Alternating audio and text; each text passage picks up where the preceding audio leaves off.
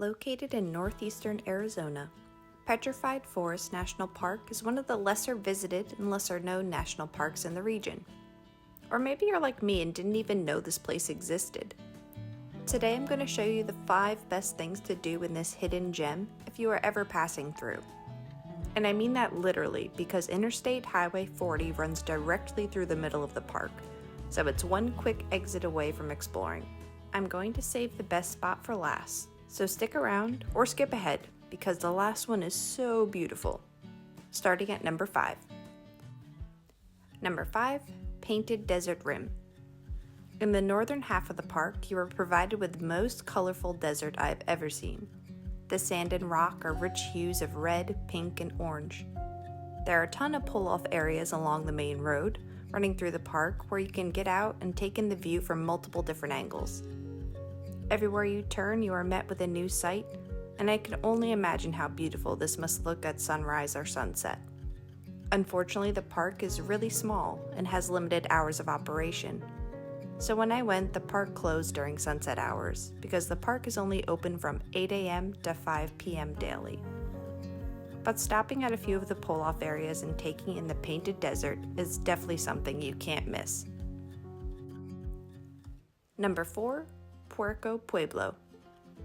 Preserved in the park are remains of a pueblo that was named after the Puerto River and inhabited by ancestral Puebloans between the years 1250 AD and 1380 AD. This pueblo contains 100 rooms and was believed to have housed around 200 people.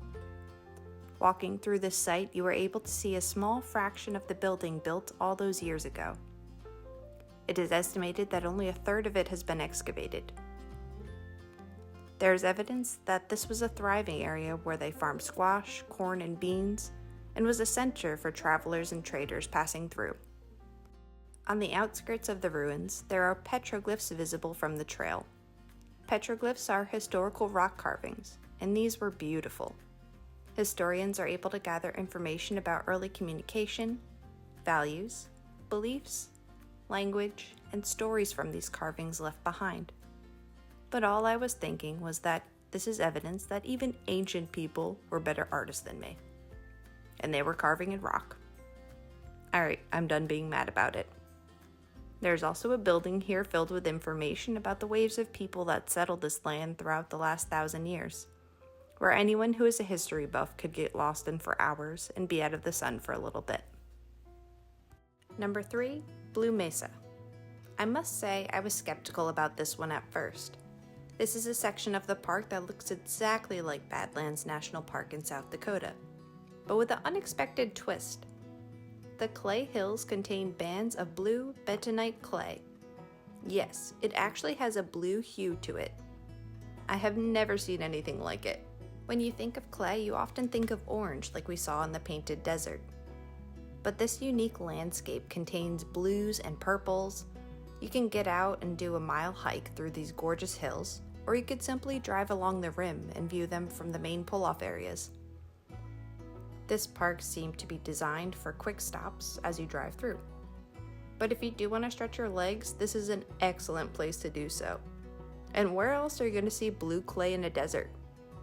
Maybe a lot of places. I'm pretty new to deserts. But it's still cool and worth a stop. Number 2, Newspaper Rock. These rocks got their name from the 650 petroglyphs carved into them. The boulders are viewed from walking down a short trail and coming to a viewing platform where there are 2 sets of binoculars that you can peer below to look at the ancient carvings. The petroglyphs were believed to be left behind by generations of ancestral Puebloans that inhabited the lands, as we saw evidence of their dwellings in Puerto Pueblo. This is one of the largest concentrations of petroglyphs in the region, earning its name newspaper, and was believed to be carved by multiple generations. The exact meaning of the glyphs is unknown, but working with local Native American tribes, they can speculate that these boulders contain symbols of clans, families, territorial boundaries, important events, and spiritual beliefs. You can easily get lost in viewing the intricate carvings for a long time. but make sure to be mindful of other visitors and peek out of the binoculars every once in a while to see if someone is frustratingly waiting for their turn. Whoops. If you are watching, fellow park visitor, I'm really sorry. I got lost in the history. And number 1, Long Log Trail. Try saying that 5 times fast. Finally, we are getting to why this park is named Petrified Forest. And let me tell you, this hike is an absolute must. So the entire park is dried up desert and grasslands without a tree in sight. But in the southern portion of the park, there's a large concentration of petrified wood. What do I mean, petrified wood? It is literally remnants of a forest that have stood the test of time because the wood went through a series of events that stopped the decaying process and preserved the wood to what we see today. The wood is solid like a rock to the touch, but still looks like wood with the bark and the ring layers intact. The only difference is that it has nearly every color of the rainbow, making this forest frozen in time truly unique. How does this happen? To be honest, I'm still having a hard time wrapping my head around how this is even real. But here it goes. To my understanding, a flood brought these logs to this grassland, where they quickly covered with sediment, also brought by the flood. As the logs were buried, their organic matter was slowly replaced by silica minerals.